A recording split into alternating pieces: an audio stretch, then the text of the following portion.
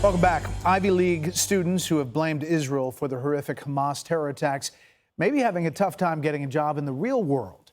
Billionaire hedge fund manager Bill Ackman is calling on Harvard to release the names of the students who signed onto a letter that said Israel is entirely responsible for the bloodshed.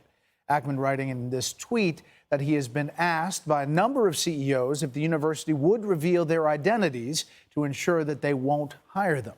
Looks like there's already been some consequences. The president of NYU's Student Bar Association sent a message to the school that said Israel bears full responsibility for the terror attacks, while the New York Post reports that she has lost a cushy job offer at the law firm that was set to hire her.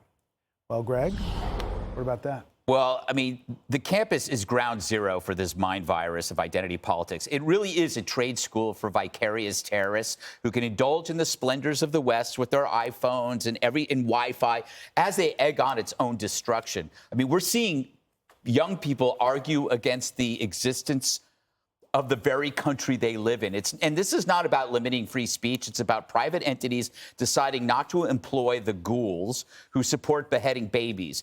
I mean, let me put it this way, in a more direct way. Do Jewish parents or any parents have a right to know about the posting of a pro-Hamas student that they might consider as a babysitter? Would you want that person around your family? Of course not. You have every right to not hire somebody because of their beliefs. Mm-hmm. I'm so sad that I said permission to use a metaphor and not analogy. No, that's all right. Because that's Jessica. That's been bothering it's going to keep you up tonight. I just had to say that to clear the record. Jessica, what about this? It's the CEOs are stepping up. You've got the Jonathan Neiman, of the CEO of Sweetgreen, answering the call, tweeting out that he'd like to know the names. I'm never going to hire those people. Yeah, I actually know him from college. He went to Georgetown, and I spent a lot of time there. My college boyfriend was there, and they were friends. That I am tracking down from Bryn Mawr.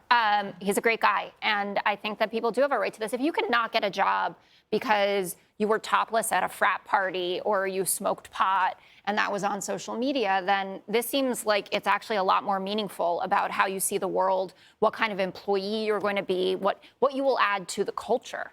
I do think it's funny about this woman who was the head of the NYU Student Bar Association, that she was going off to a big law firm. She wasn't going to be a public defender or something like that. She was going to a cushy job and get on the corporate law track and make millions of dollars, which seems quite the opposite of these kind of views to espouse.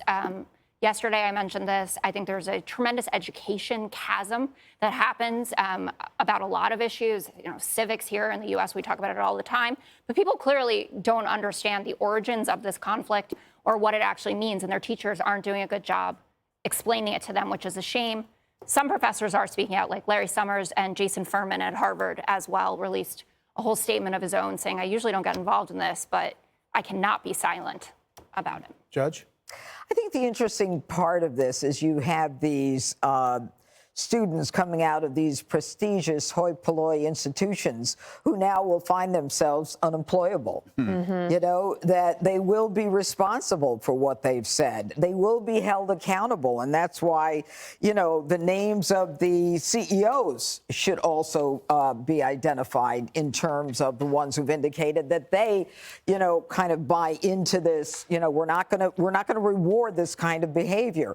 But, you know, you have to look at it in a couple of ways.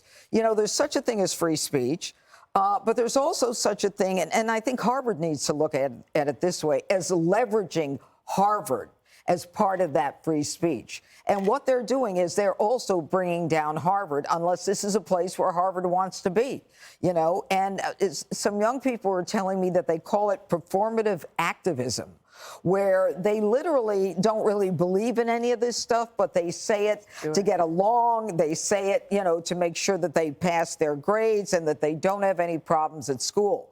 But now, if there's accountability, they're going to have to start having a moral core. Dana? Well, I would say a couple things. One, Ackman wants the names of all of them from Harvard because he does want to hire them.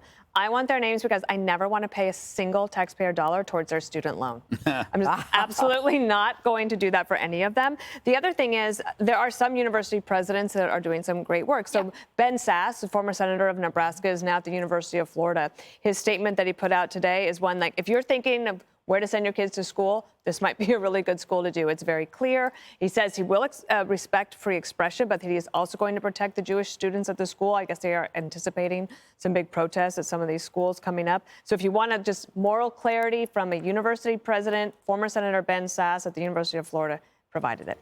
There you go. Hi, everyone. I'm Brian Kilmeade. I want you to do me a favor. I want you to click to subscribe to the Fox News YouTube page. This is the only way that I know for sure that you're not going to miss any great commentary, any great news bites, any great interviews coming your way on Fox. You can get it all here on YouTube. So subscribe right now.